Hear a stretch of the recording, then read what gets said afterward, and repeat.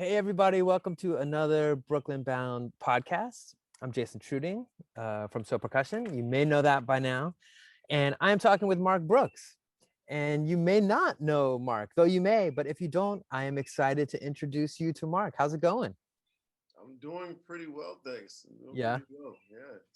I should say, I was hanging, Josh and Eric did a talk last night with Quint talking about like some Pen Emotion organized it. And there was a moment where somebody said hello on the line and Josh was really good and he said good night. And I was like, I always got confused. I should be saying good morning, probably. It's like it's before noon. Is that true, Marc? Good morning. Good. We should say good morning. Yeah. Is that right? Yeah. Yeah. Yeah. I love that about being in Trinidad. It felt very specific that it was recognition of the time that we were talking and always recognition of the fact that like, let's say hello to each other before before moving on to the next thing. It's adamant down there. Uh, If you walk past and you don't give that greeting, oh, you're in for it. They will let you know in yeah. a heartbeat. So I grew up in California. This podcast is not about me. It's supposed to be about you. I'm sorry, but I'm going to share an anecdote. I grew up in California, and in Mm, California, people are pretty good about saying hey to folks. Like you pass on the street, like I don't know, there's that pace to it. mm, And my brother came out and visited me in Brooklyn, and I remember we were at a grocery store in Greenpoint, I think was the grocery store. And so it was like I was talking with my brother, and the person on the other side of the register was talking with her friend. They were speaking in Polish, we were speaking in English, and we left. And my brother was like, you two didn't say anything to each other this whole exchange, you know what I mean? Like the groceries happened, I put them in the bag, they talked, we talked, money exchange, and left. And he was just like, what is wrong with you? Like you are a New Yorker now. You know? Which I feel is unfair. New Yorkers can be very kind, but there was like a not acknowledging. New York kindness is a different kind of kindness. You know what I mean? It's not the same as other places. uh, New York, you also can't look too happy because that will be problematic. Like, why is this person so happy? But you yeah. can't look too mad either because it's like, Right. what is wrong with you? You know what I mean? Just be cool. Just You leave got that to alone. keep it here. That's it. Yeah. Right. Keep it very baseline. And if somebody acknowledges you, then you acknowledge them back. But don't Yeah. randomly talk to somebody because you never know. Some people, it's just a weird dynamic. It's a Don't very want to be bothered. Just yeah. don't want to be bothered. Yeah. Not at all. Well, that may lead us. I always start off the first question of these hangs is like kind of the how. So you're a pen player, arranger. We could talk about that because arranger, composer. We'll talk about that, which I find so interesting. You're a drum set player. I was just standing next to you while you were killing the drum set and many other things, I believe. Mhm. So when did you start playing music? What has your history been with music? So, all right. So growing up, I was in a musically diverse household. Right. My dad's from Trinidad. My mother's from Belize. My dad was like the neighborhood DJ, so he was always blasting music and making like tape, well, cassette tapes. I'm revealing my Yeah, age a little bit here, but yeah.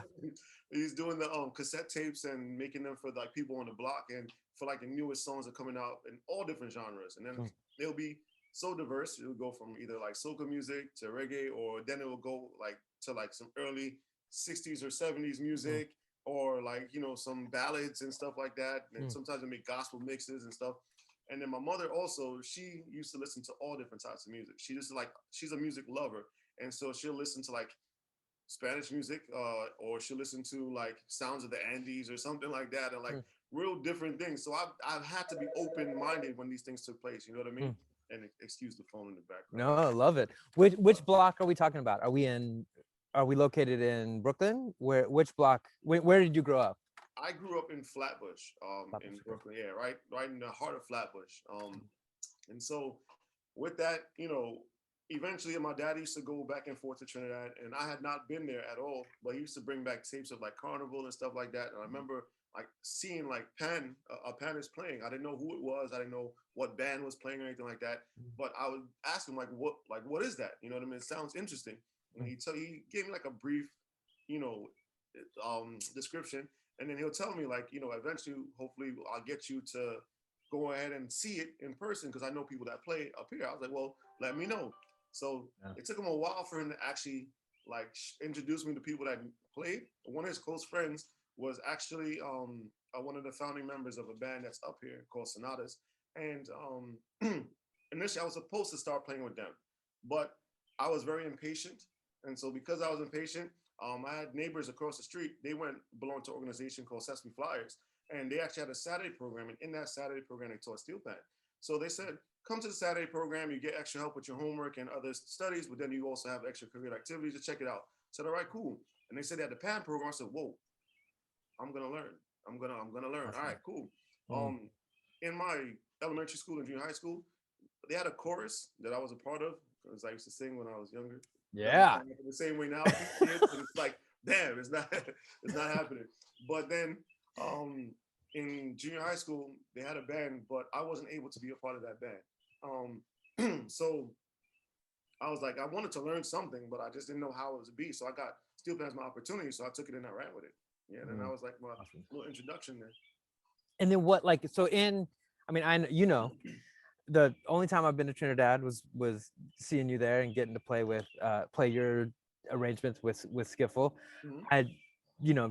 Josh is a resident pan folk and I've been learning, but so you first start playing pan, you jumped on the lead pan tenor. Was that your thing, or did you learn everything, or like what was your in? Well, when I started with the Saturday program, they put me on tenor, and that was it. So I was like, well, this is it. So what I used to do, I was a little bit nerdy, so I like drew pictures of the pan on like a paper so I could memorize the notes. Yeah. So the next time I came prepared, and then like they gave us like a sheet of paper where had like a bunch of scales and stuff like that. So I was like, I'm determined, I'm gonna learn all the scales. I want to show off and let them know I can play. I'm doing this. Yeah. But I was just like really eager to learn. But then I was playing tenor, and when I first started in that band, they didn't necessarily want to teach me because it's like the new guy that came in, so they were still trying to fill me out. So what I used to do is set up my tenor behind the section when they were practicing, and just mimic their hands and learn the notes that way. And so amazing. When I learned the music, when I found like I was comfortable, I'll then move my tenor up and then play along with them. If I was missing a part, go back, hands again, and go back, put it up, and then get the music. And then after a while, I just got it by the end of the night. And so I just played down with them when they did their final run through. So they're like, oh, so what band you come from? I was like, I didn't come from any band. I just wanted to learn the music. So that's how I learned. And so after that, I just kept up with the pace. And, it was a kind of a struggle because, you're new, but I did my best to keep up with the pace of them while they were learning, and then just took it from there. And within like a year or two, I really got interested in double pans for some reason, because I used to look at some of the people that I used to play, like, and to me, I felt like they looked so cool playing two pans, you know what I mean? And just killing, shredding. Like, I want to learn something. So I don't know, whichever pen is available, I would try to learn. At some point, double tenor became available. And so I was like, all right, I'm going for it immediately. So I played double tenor for a bit. So help me out, is that the same as double seconds, or is that different? It's different. Different. The layout is completely different. Wow. Double tenor is like the one pan whose layout doesn't really make as much sense. I've been waiting for somebody to give me a good, accurate description of why it's arranged that way, but nobody has really given me that kind of like in-depth description of why it is. Like, eventually I moved on to double seconds, and that's like, okay, well, whole tone, whole tone. I got that, right? It makes sense. Yeah. But for double tenor, just I have not been, some people say it's based off of the augmented sound, but it's not, doesn't hold true for like the whole system. So yeah, it's odd. It's odd. And the lead the tenor or the lead, that's like fifths, circle fifths, which makes a lot of makes a lot of sense. Yeah. Yeah. Cool. The first time I ever touched a pan, it was double seconds. Kendall wrote a piece for Soda Play, and Josh loves double seconds, so that's what that was. Right. And then trying to hang on and with Wrong Again was my first lead experience, and it all makes sense. I have to say, until you guys will, and we'll get to this. I'm skipping too much, but you would just like rip these chromatic scales, and I'd be like, that's hard. Like, it makes sense for a second, and then you're like, how do you get, like, I was like, that was the worst. That was the worst for me. That was the worst for me. Like, but yeah, like even on double seconds, that kind of like, I don't know, that kind of made sense to me. Anyway, it's so intriguing and so awesome. to learn more about these instruments. But so this is middle school and high school. You're playing on the weekends. Do you have a pan at home, or you're going on Saturdays playing? At the time, no.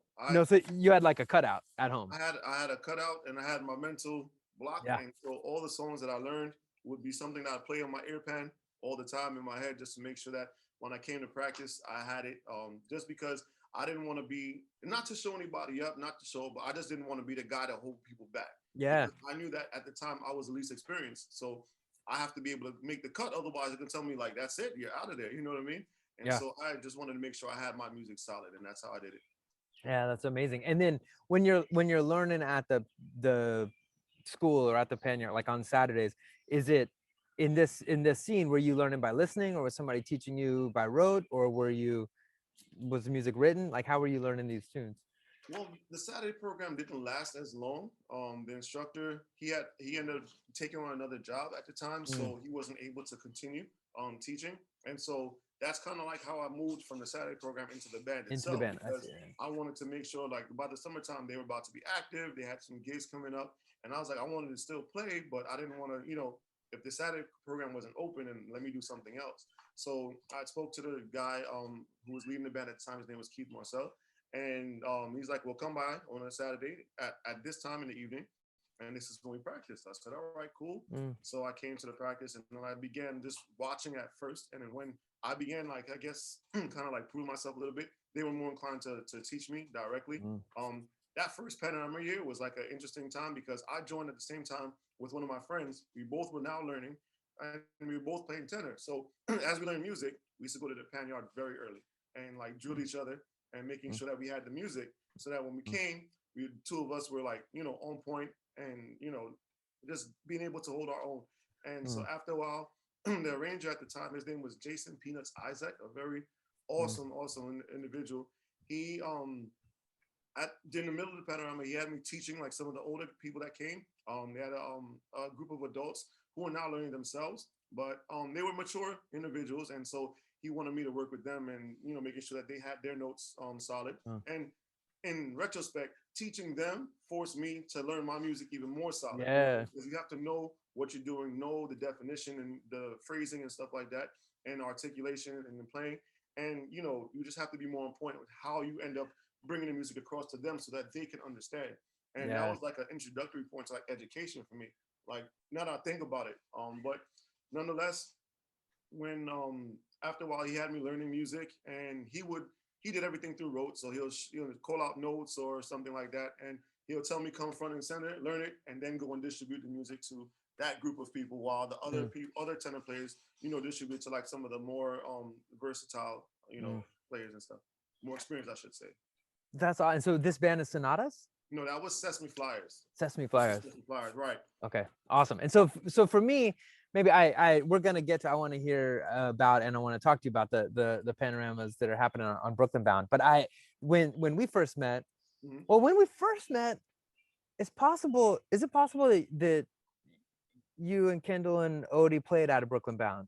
Is that the first time I would have? Yes, Yeah, yes, that's the first time I would have heard you guys played a trio set. yes. And I think I had heard about you plenty from Josh, and I heard about these, mysterious three amigos, making arrangements, going down to, making panoramas happen in Mm-hmm. Trinidad, and Josh, I'd heard. Mm-hmm. Um, hearing you all play was awesome. I have to Thank say. you. Thank you. Um, very, very cool. And it was a pleasure to meet you that night. But I feel like really I got to know more about you and where you're coming from being down in Trinidad, and from being that guy showing up early, setting up outside the yard, Right, not right. sure if I should be coming in, not sure when you knew your stuff well enough to join the band. I think people let us in earlier than we probably should have been let in, just because you all were vouching for us, knowing that we would keep working hard until we learn this tune. But watching the way you all were working down there and being so intrigued by, um, you know, kept hearing like, okay, these guys are the arrangers. To me, it feels like they're composing stuff. Like, how does this work? This feels like some crazy music that's happening. That's awesome. And how are they doing it together? Like the three, like, is one person doing one section, and you guys were all wonderfully mysterious about that, where you'd try to ask, but like nobody would really say who was doing what. um and then also every night small things would change, Mhm. and then big things would change. You know, Yes. it's just this amazing process. Mhm. And I think if I have it right, you were counting off the band a bunch. Yes. Is that possible? Yeah. Yeah, but um I mean, we had our days like, and sometimes it's all a matter of like feeling, or if we know somebody might be either tired or somebody might be thinking about something, or they have an idea. The other person will step in, take over. If the drummer's missing, sometimes the three of us will rotate on drums to hear Mm, at least how the band would sound with the drummer if the drummer's not there at the moment. yeah. And then just kind of use that trade-off system, and utilizing the three bodies. It felt like you were I mean, I think about this, and so the more we know each other, we've gotten good and confident in like um playing to each other's strengths and not feeling bad. It's like if I don't do something as well as somebody else, like let's let them pull up that, and then I'll take it here when I need to. Like I feel Right. like I saw the three of you working like that a Right. lot. But so what what was your trajectory from where we just kind of left off with, you know, Airpan joining the band? What got you to be in front of Skiffle Bunch playing in a Panorama? Like, what was that trajectory? Whoa, it's kind of a long one, to be honest. And Yeah. just looking at the progression of things, at some point, I remember one of the arrangers for Sesame Flyers. He was also like the Saturday program instructor at the time when I first started learning. But then he stopped doing Saturday program. He only did work with the big band. So he was doing a song, and he did a D7 chord, right? And that's before I knew about theory and all that stuff. Mm, And he did something. He gave the quads D and C, and I was like, no, that can't work, mm. because I just knew about my triads. I was like, Yeah. basic triads, D, F sharp, Yeah. A, all right, cool, that's it. Yeah. He's like, no, yes, it can. I'm like, no, it can't work. Yes, it can. Go look it up. I was like, what? This doesn't make any sense. So Awesome. I literally went home and like looked at, research stuff, and like, why does this work? How does this happen? I heard the sound. I'm like, okay, but I'm like, but it sounds good. But like in my head, my first time hearing notes like D and C together, it sounded like a clash. But then when everybody played, it sounded good. Yeah. So that intrigued me. And I'm like, what the heck is this? So I came back and I explained to him. I was like, I know why this works. This is why. And he's like, well, yeah, exactly. Mm, Like I said, DNC. That's why I gave it to them. So I yeah. said, okay. Then I got more and more into it, and I was like looking at the song itself, and I was like, in about 2 years' time, I'm gonna arrange something. He was like, yeah, you should. Mm, You really should. And I said, okay, cool. So later on, I really took him up on the offer, and I really tried to like learn as much as I could. Granted, no, not much of an opportunity for like the formal instruction, so to speak, but it's really like as I learned piece by piece, learning how to incorporate it and doing those things. And literally in 2 years' time, I did like my first song with the band, and it went across pretty well. Looking back, I wouldn't say it's my stellar arrangement, but it's the first time trying to Yeah. have something, and it wasn't bad either. Um, the band manager at the time, he actually really liked the song, and it went Mm, went across pretty well. And then eventually, I got an opportunity to join Sonatas.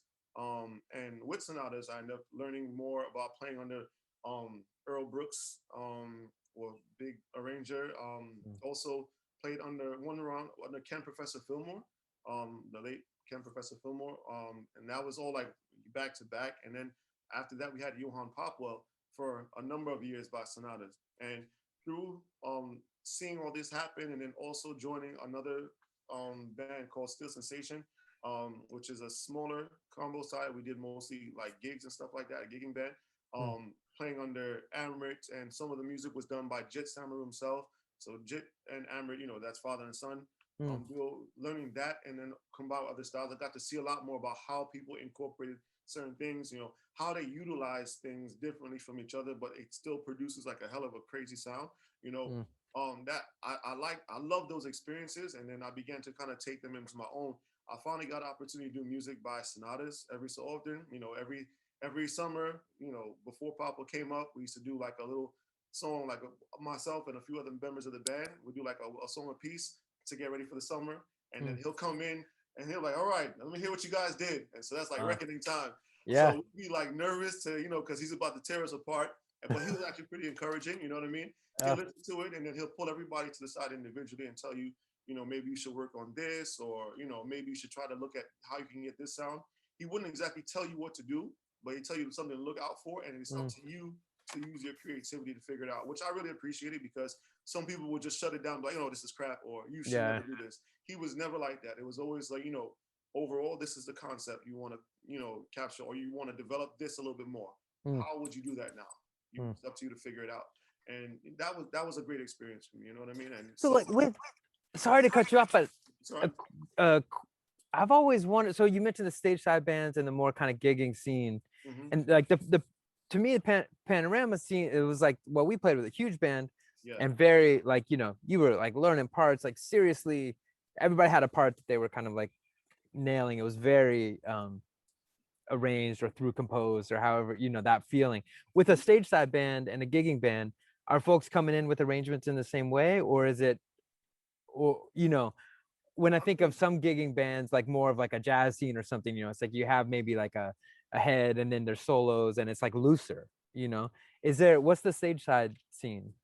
For most stage sides, it's very much like that. Sometimes, it's in some of the bands I play for, they've had sections where you have like prearranged like little solo sections or Mm. whatever. So if for the regular listener, you couldn't really tell that it's prearranged, but it really was prearranged. Mm. And given that kind of format, but of course, a shorter format, more condensed, simpler music.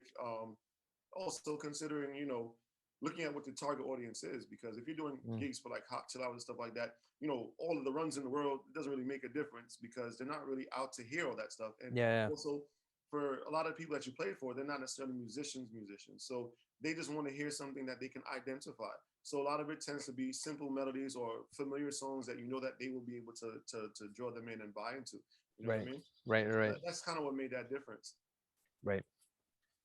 That's cool. And so then I know it's a long story, but for me, when I was in Trinidad, I think a lot of folks were talking about the first time. Was there an international panel, like something, the first Yeah. time that the Brooklyn scene kind of came down? And I feel like maybe you and Kendall and Odie were, maybe you each work with your own bands, but there was kind of like a mega Brooklyn presence down in Trinidad that felt like Right, a right. So, moment. for a good amount of time, Odie had his band, Kendall had his band, I had my band. We had our stage sides, and we also they had panorama bands for a longer period than I did, just because of how things worked out. My main stage side after a point in time was New York Pan Stars, and where I became the arranger for. They never did Panorama, so Mm. I used to do music for them. Also play with other bands for Panorama itself. So sometimes I would go back play with some artists for Panorama, or I would do stuff to help out the two of them, or just depending on where I was at the time. Um, in 2015 came ICP, and we had already been part of Brooklyn Steel Orchestra, and the sole purpose in the beginning was just to go for America's Got Talent. 2 years in a row, we went up, and because the band was so massive, it took too long to set up, in which case that made it very difficult for us to advance. And so, keeping that concept in mind, people like the idea of having people from multiple bands come together, arrangers can come together and do something creatively and just have fun with the experience. And ICP came about, and we're like, you know what, we're doing this. We will do this. I got a phone call one day at work from a guy, Colonel Simon. We called him Kern. He called the three of us, and he said he wants us to do the music. I was like, okay, no problem. He's like, do you mind working with them? I'm like, not at all. So Mm. I don't know if they said the same thing, but at the end of the day, Twist my arm, I'll work with Marc. no, but we basically got together. We began understanding what it is that we wanted to do. It took us a long time to come up with a song that we wanted to go with, because there were so many options, and we had to figure out what direction or what avenue we wanted to go. We looked at each other. We asked, what we're willing to do or what we're not willing to do, and we were able to formulate and narrow down on something from there. We finally got our song, which is Our Feeling, and we started taking that and running with it. And so we got started with our basic verse and chorus, and we just began building section by section from there. And we had about 60 or so players, to execute the music. And with that 60 players, a lot of it was literally people from different state sides around Brooklyn and different panorama bands in Brooklyn that came together. You would never normally see them in the same band to perform the same song, but Mm, we actually that's came cool. together and went out there to just do something and represent. We didn't Mm, go out there thinking that we were going to automatically win. We just was like, we just wanted the experience and, represent for Brooklyn, because we know that Brooklyn has a lot to offer on the pansy. mm. And so when we went out there and we actually came fourth, we're like mind blown. Like I've never been so nervous for results. Like, first of all, I hate results. I hate results with a Mm. passion because they're very nerve wracking. Yeah. And you're going one by one, and then they start stalling as you go further down the line. It's like you just want to pass out and then wake back up again, pass out and do it, do the repeat. But anyway, so we're going down, and they get to it's 24 bands that entered. They get down to now the top 20. We're like, okay, maybe we get, within the top 20. We're like, all right, fine, we'll take it. We get down to 15 now. We're like, wow, okay, Feels guys, it's good. been a great run, you Uh, know. And then we get down to the top 10, and we're like, oh, wait a minute, this is crazy. yeah. Then we get down to 9, 8, 7. Yeah. It's like it just didn't quite register so Uh, well. And so when it yeah. came fourth, we celebrated like we won, because we're like, there were so many trials and tribulations that it took for us to get there. So much work that was put into doing the arrangement, refining the arrangement. So much, like, we had a lot of adversity, to be honest. We Mm. a lot of people were saying that we weren't capable to be in that situation. There wasn't necessarily the best players. They said that a lot of things were being Mm. said and thrown out there. But at the end of the day, for us, it was just a big accomplishment to just get down there, let alone place fourth in something internationally. You know what I mean? So Yeah. it was a huge thing. And it just so happens that Skiffle was the band that was selected to host us. And by the time we got there in 1 week, we had to relearn um, the song all over again on new pans because the format was different. Yeah. And so they had to relearn a whole 8 minute song. Yeah. And by the time we did that, everything started like really gelling. I think probably like that Thursday or the Friday. I hadn't come down just yet. Kendall and Odie were down there. I was just listening to everything and giving my feedback over the phone and those kind of things. So it Wow. was Yeah. that kind of thing that was going on because I had to work. And then by that when I finally came down, Junior Regrello pulled us up in the office. He's like, "Listen, whatever the results are, I want you guys to work with us Oh, moving forward." awesome. Wow. And that's how that thing came together, with us and Skiffle, and it's been like that ever since. So far, we've been some of the longest standing arrangers for Skiffle. What, Awesome. about 6 years roughly? Wow. So yeah, Since then, each panorama you guys have done, that's amazing. That's very right, cool.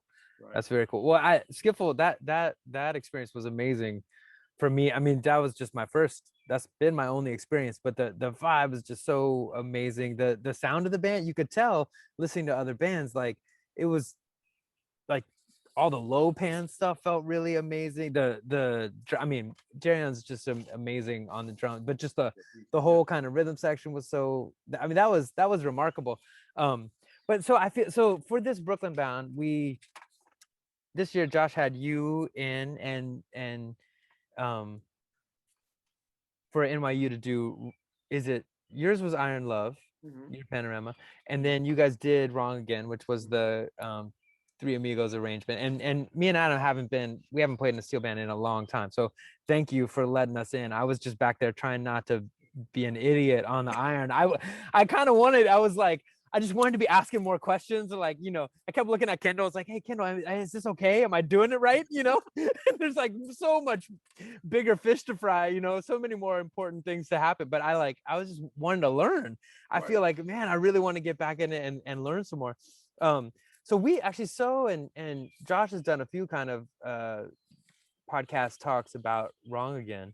But this was my first time hearing one of your solo arrangements. So I wonder if we could just take a second, you could tell me a little bit about Iron Love and how that worked and maybe how you approach arranging by yourself compared to when you're working Mm-hmm. in a group. I don't know if you approach it differently or yeah, what was the process with Iron Love? Well, Iron Love, first off, in 2019, we finished Panorama 2019, in Trinidad, we had did So Long with Skiffle, and we were now, winding down, and I told Kendall and Odie, it's like, let me tell you something, right? In New York, I'm warning you now, I'm doing Iron Love. I don't know why. I like the song. I'm gonna do it. So I'm just telling you now. So then, it's like, oh, To make sure they don't choose it, or just to make sure, no, just so just they to let know. them know. Yeah. Just so they know. And that gives them an idea of, what I might be thinking and stuff like that. And Yeah. I just felt really strongly about that song for some reason. Now we're coming off of, Kendall previously had a second place, in New York. Odie, the year before had won with Year for Love. And then now 2019 is like, well, what might Marc do? In my head, that's like, what might I do to be able to, match up in some Yeah. way, shape, or form? Because it's very difficult to match up there. They have a very good track record. Mm. And so when I began thinking about the song, I thought a lot about how I might try to bring it across, but then also learning from certain experiences I had from the year prior. Knowing the dynamic of the the band that I was dealing with, and also it was kind of like a rebuilding too, because they're now getting familiar with me. I'm not getting familiar with them. Getting them to understand my style, which is slightly different from styles prior, and also just kind of like really buy into what I'm trying to do and accomplish with the band itself. Mm. So when it came to Iron Love and doing that arrangement, I wanted to go for capturing the essence of rhythm, because iron is it's rhythm. It's all about rhythm, but Mm. also capturing the essence of like the sweetness and like of love, right? And passion, so to speak. Talking about the love for the rhythm itself. And Mm. so when I began looking at the arrangement, I began looking at how I can incorporate all these rhythmic elements while still keeping it, something that's sweet and like passionable then. And Mm. so that was my whole Cool. thought process from top to bottom. Mm. Yeah, even from like, from introduction into the verse and chorus was more of that kind of like a passionate kind of thing, as opposed to aggressive on start, and other Mm. just looking at how I could make that balance. Yeah. And so iron does it, I mean, I don't know about in the song, but in the pan scene, iron refers to the brake drum parts in the engine room, and there's usually a ton of them. Yeah, like Mm-hmm. multiple irons are usually playing, Yep. right? And is Yep. that, so that is that in the song? So the way, I guess we haven't said this, if somebody's watching and doesn't know about the scene, um as opposed to me, who is an expert in this scene. Like, That's tell right. me if yeah, exactly. Yeah, I've played wrong again. Right. um so when you're an arranger, when you're doing a panorama in general, you're taking a song that's known to, it's a song that's popular that summer, or popular that time, or popular that whatever it is, That era, yeah. popular that year, you're taking one of those songs and you're arranging it. And I do this only, not just to say that I think it's basically, we were talking about this last night a little bit too in this other conversation, which is like, I mean, it's the way maybe sometimes arranging is used in a classical scene or a jazz scene.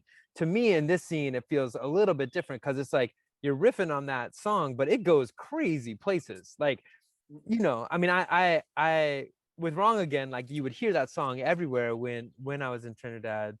Mm-hmm. And so if you knew what you were listening for, you'd hear that in your arrangement, of course. Right. But if you just listen to the arrangement, to me, it's there's so many other amazing things going on that felt like that was just you all composing, But so Right. this history of arranging, that's the way Panorama always works, right? It's like taking a pop song, Mm-hmm. making it happen. So Iron Love was a popular song Mm-hmm. in 2019, or just in the Um, in that decade. so each year there's songs that are released for the carnival season, right? Mhm. And some catch on, some don't catch on. That's the nature of the beast with any genre of music, to be honest, right? Mm. So we know that if we're looking at Carnival, let's say we're looking at Carnival 2022, right? By October of 2021, you're going to start hearing releases for the new year. And that gives Mm. it time to build traction. And Mm. so Iron Love had dropped relatively early in 2018, let's say like about October, November-ish. No, that's when I heard it anyway. Mm. And it began to be pretty popular as it went through the carnival season. And so for me, I was thinking about it. I'm like, I think I really want to do this. I heard Desperados do it. I'm like, this is actually it's a very nice song, Yeah. and I'm like, I think I want to try my hand. I think I could do it some justice.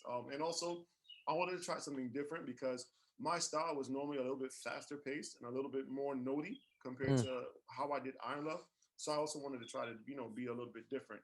Mm. with my approach, and see how I can have it come across in a way that can be simple but effective. Mm.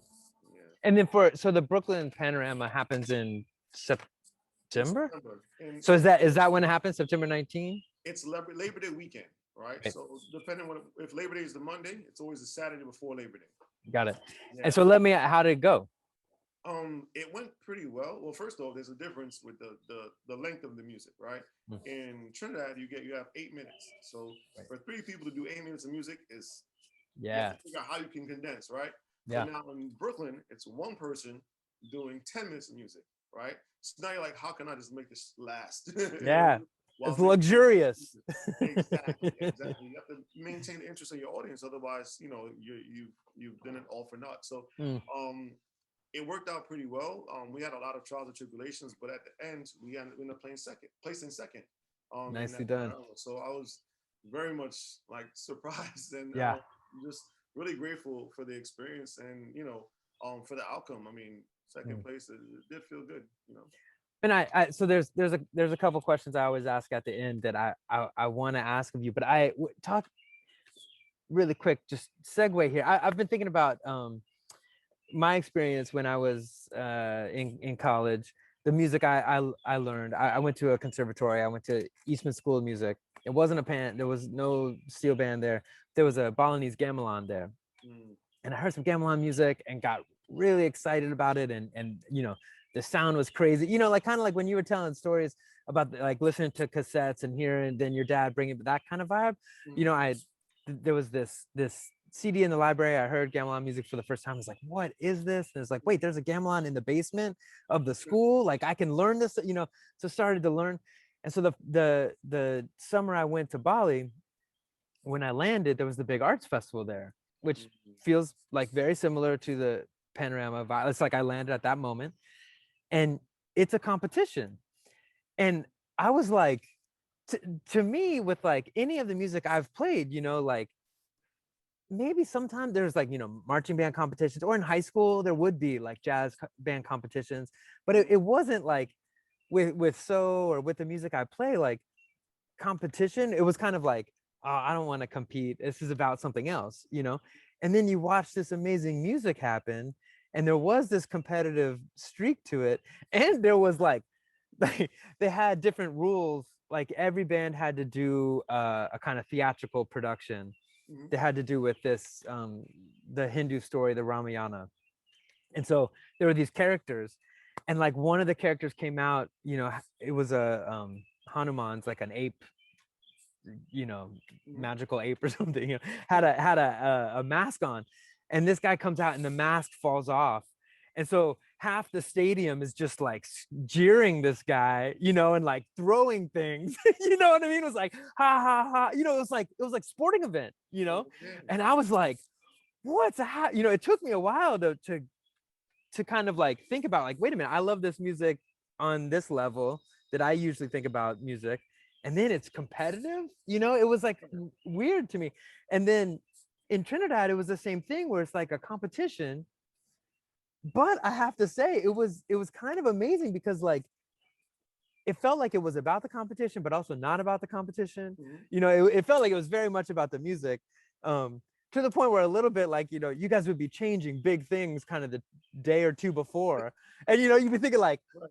well, if it's about just winning the competition, like what are the, it's like obviously about something really, like, they're passionate about the music. It's not just a technical thing, it's obviously about these other things.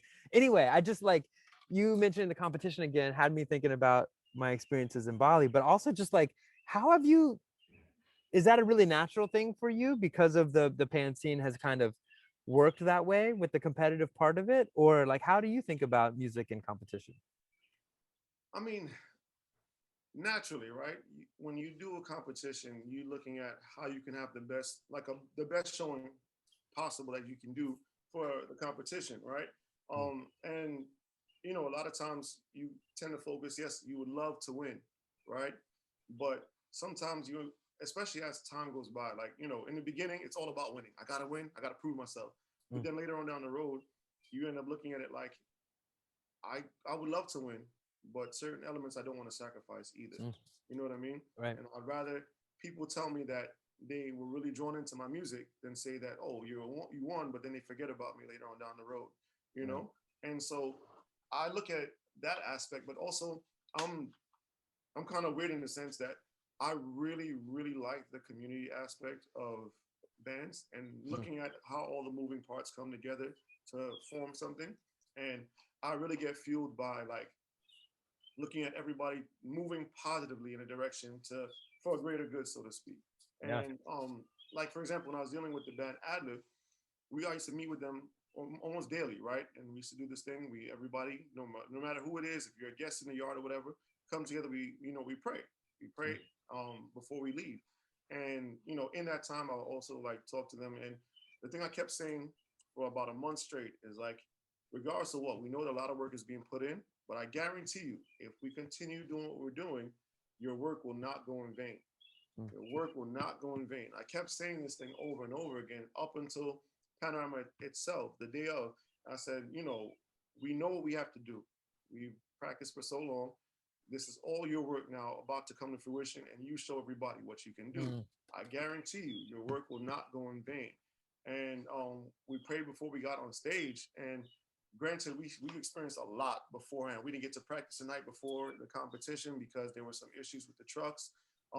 Every band is you only hearing about every band practicing, and people posted videos with this band Oh ready, man. they're Wow. coming hard, and then we're like we can't practice at all, so we Yeah. missed a day, and then I had to make edits to make sure we stay within the time confines. So I had to cut out a piece the day of Panorama itself, and Oh then my we gosh. set up the band and make sure everybody was placed properly and make sure we got the balance sound. So that's being done while the band is practicing.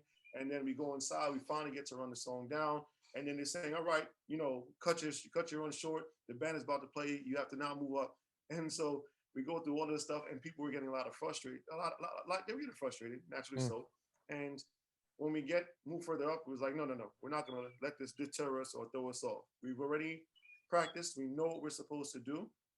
We explain everything, make sure everybody's focused on what they need to focus on, and we just do what we have to do, and then take it from there. And Mm. to me, when we finished playing, the response that we got after we played, it felt good because it's like at least now they can see that what I've been saying all along is true. Mm. We put in the work, and once you put in the work and everybody stays on one accord, we will be okay. You know what I mean? Mm. Everything will work out fine in the end. Mm. And so, yeah, I think that was one of my biggest takeaways. And just looking at anytime I go into a band setting, I like to be able to relate to the people that's there, feed off the energy. Mm. So, do a little laughs here and there. I don't like the serious practice. Mm. It sometimes too much seriousness is just like it gets bland after a while. You know what I mean? And just like, oh, we're Yeah. just here, we play. All right, bye. We're going home. That doesn't it doesn't force you to put more into the music, so to speak. Yeah. Yeah. Yeah, no, that's cool. You mentioned, you said like maybe I'm a little weird, but I like the idea of all these. Like, I don't feel like that's weird. Like that should be like more of us should think like that, right? That should be like the, um, yeah, life goals, you know. Um, well, man, a couple questions I've been asking of everybody, and so this, I know last time we were hanging at NYU, I was hearing a bit about your father as well, and part of it, I think about this question. I was at least earlier in the pandemic thinking of it through the lens of being a father, like, okay, you're in the middle of your pandemic, you're like not, masks, and you're quarantining, hold out, like all these things happening, and my kids are 8 and 10, and they're like kind of like looking at us that, anytime that they've gone through something in their lives, it's something that their parents had gone through or whatever, and being like, I've never been through anything like this, and I'm trying to think of like, what is my role as a father, but thinking as a musician, like, what is my role during something as crazy like this, and then, a couple months in, George Floyd is murdered, and there's a much bigger conversation that's been happening for a while, but in my community, it's happening more deliberately, and protests are happening, and then the election, like, it just feels like this year, like, man, an Yeah. intense year, right? Like, Literally every and month there's been something boom, boom, intense. yeah, exactly. I just named 3 things, and you could name so many things, right? Like, of just like, so for me, that's been, and there's been a lot of ways that I've thought about this, but just thinking about myself as a musician and an artist, like, what is my role, or how is my practice changing, or how am I thinking about music differently? Mhm. So for you, what's your process been about at all? Have you, I mean, I know the the pan scene's really different right now Yeah. because of the I mean, like, for many reasons, I think, but I know, it's been hard to play, obviously, or, a lot of trials, as you've said. Right. So yeah, what's been on your mind with any of this stuff? To be honest, this whole pandemic thing had actually it's been very difficult for me. I'll be honest. Mm. It's not necessarily something I would say on a regular, but truth be so, I really liked the elements of being around people and being able to socialize. And sometimes you don't realize how much you like that element until it's taken away from you, so to Yeah. speak. You know, and I never looked at going to a band or arranging for music to say, well, yeah, I'm going to get money and get paid for it, right? I always looked at it, well, I already have my job at the moment, but if I go, I'm going to do it because I really like to do what I do.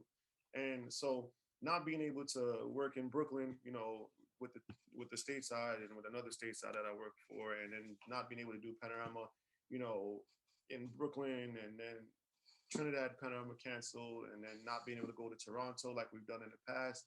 Um, it's like these were different experiences that I had, like social experiences that I used to have, and I used to like being amongst the people and seeing the different things, exploring and doing all those things. And now we're like confined to a small space. And so after a while, it becomes like a dark moment because it's like, well, now what do I do? You know what I mean? And I can very well focus on myself, but I feel like knowing myself, I'm not wired that way. You know what I mean? I've always known.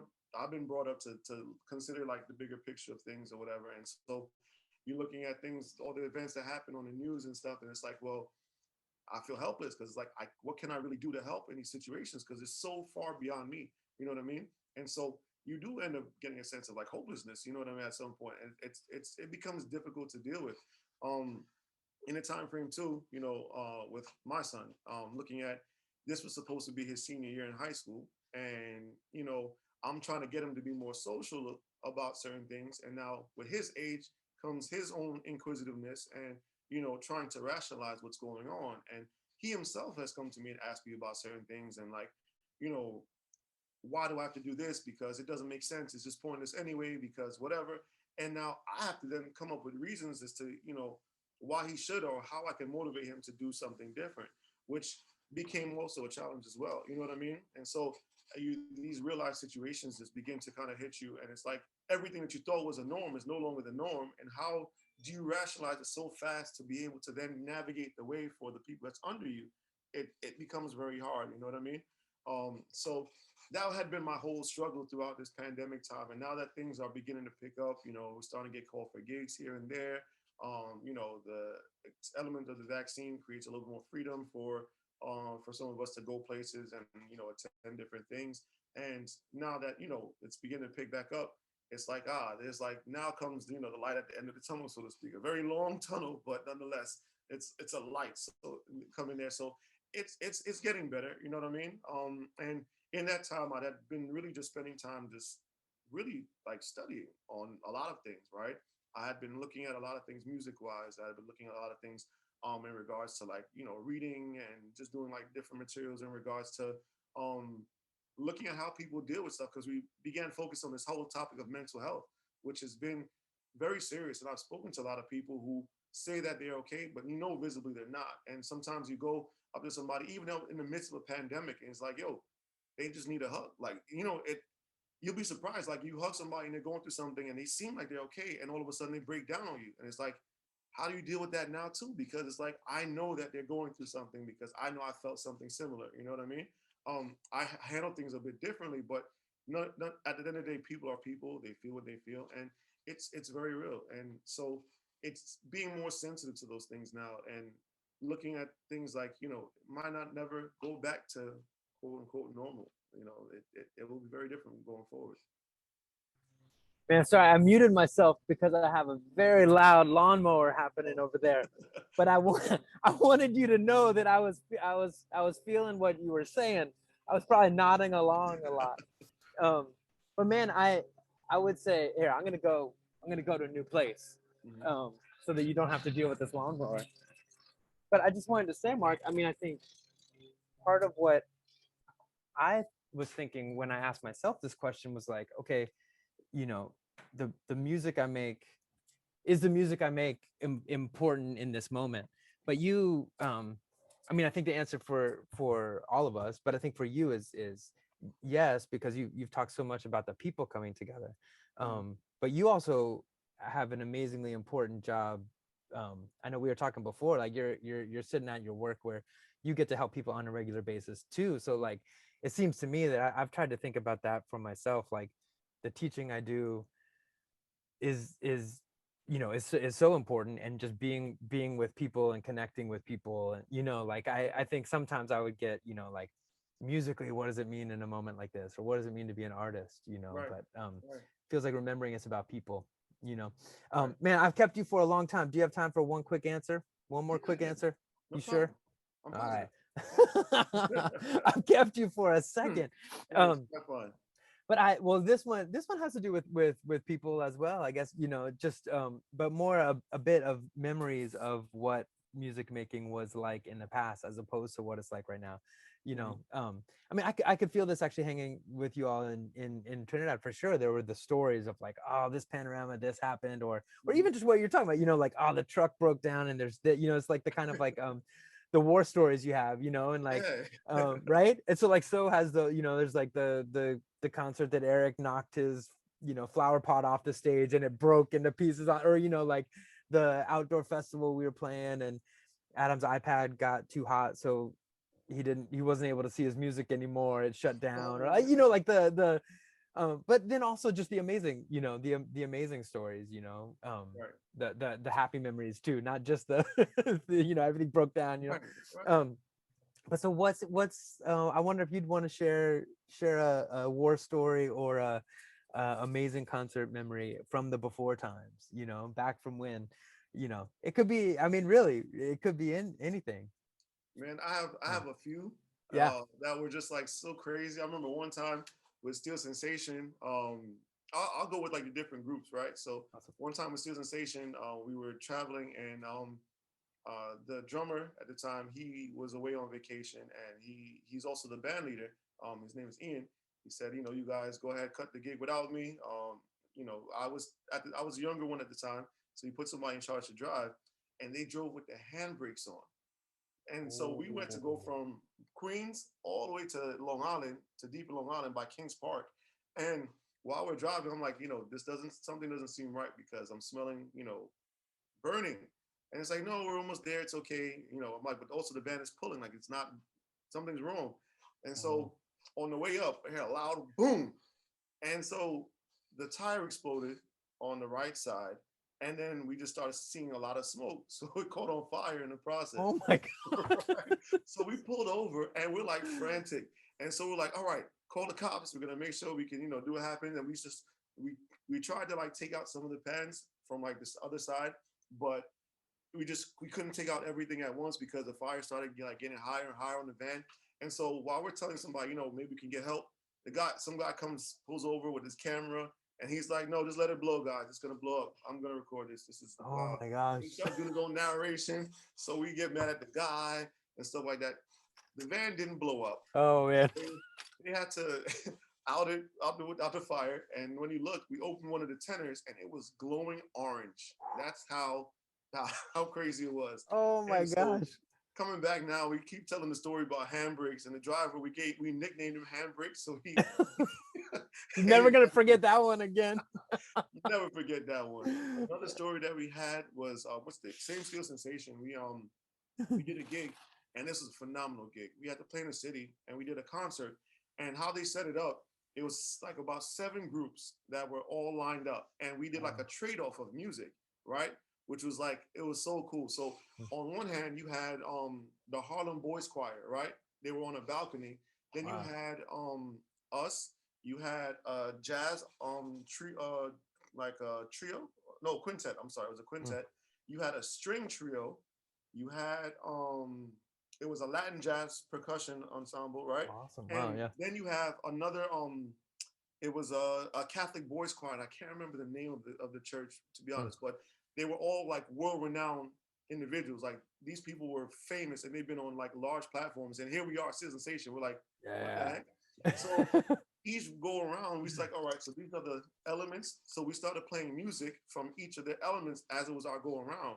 Oh, And we're just standing there and I'm just like nerding out because everybody's like so good. Everybody was just so good. And I'm like, I'm never gonna experience this again. So I have to like soak it up as much as I can. It was amazing. wow. It was amazing. Wow. Other than that, with Canada and Odie, we've had so much experiences with going and traveling and driving down from Canada, from doing the Panorama out there to traveling up in Trinidad and driving around and just like seeing different things. And Mm. it's so many experiences that we have that are not necessarily music related, but because of the music experience, we're able to see these things. You know what I mean? Mm. And working with them is like we can't be serious. Like Hmm. we're never serious. This is way too much Yeah. jokes, way too much pranks, way too much of those things that go on. You know what I mean? So like to this day, we still like joke about so many things. But yeah, like those are the things I love about the process. You know what I mean? And Absolutely. the final performance is cool, but then after that, you're gonna miss it. Why? Not so much because of the music that you did, but because of the process that led to the music. And Yeah. these little processes inspired you to put out something music-wise. And then when you listen back to arrangements, you remember back in time as to what had went on around that time and why I did what we did. You know what I mean? Yeah. Yeah, that's No, totally.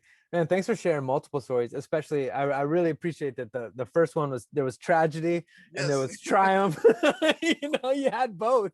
yes, I think that's really important. It's funny with the same thing. We think about the tragic ones first, those stories, and then we think about the exhilarating, awesome stories too. yeah. Um, I have some tragedy ones. I do have a lot more tragedy ones. I'll look forward to hearing more of those. Um, well, man, I have to say it was an absolute pleasure to speak with you right now. But it was a pleasure to get to sit in with NYU Steel and get to glance over. I sat up on the wrong side. I really dug the drummer I was sitting next to. I forget the NYU. He sounds great. But I also, I was glancing over a lot. I wish I was set over by you too, man, because you sounded great. And to just, feel you leading the band, playing your music was really, really cool. And then getting to play Wrong Again was really, really cool. So we're really pumped to have it on Brooklyn Bound. Let's not take away from your boss solo that you did as well for the recording. It was That great. was fun. Looking at it's when I looked at it, right? I looked at it like a generational thing because you have Tim, who's young, he's very Yeah, Tim. good and he's the eager and Mm. fast learner, which I loved about Tim. You know what I mean? And then for you, looking at your fundamental approach, right? Which is like stylistically is different, but it's very effective on both sides. You know what I mean? And I Mm. love the rudiments that you're adding in and like, playing like a little bit over the bar and stuff like it. I loved it. I loved your approach. Oh, cool. Yeah. Thanks, Mark. I was a little heady there. I told Josh, I was like, I'm doing a 4-bar solo, like on this isn't what am I gonna do? And then he had that drum did Kevin make that drum? I forget his name. We met him in Trinidad. That amazing drum. His Oh, snare drum, Tim's snare drum was just popping. mm-hmm. And then I was like, wait, man, that's an unfair fight, Yeah, not quite the same, but Yeah. yeah. Well, that was really, really fun. But I don't know, this Brooklyn Bound show is going to be May 27th. It's at 7 o'clock. We usually gather on YouTube and hang out in the comment sections and say things. I'm sure a bunch of folks are going to be psyched to hear your stuff. So if you're able to be there in the comment section on the 27th, we'll say hey to you. All right. Come join us. Yeah, I'll be Yeah, there. awesome. Thanks, Mike. It's such a pleasure to talk to you all the time, man. Anytime. Thanks, likewise. Thank you. All right. Have a great rest of your day.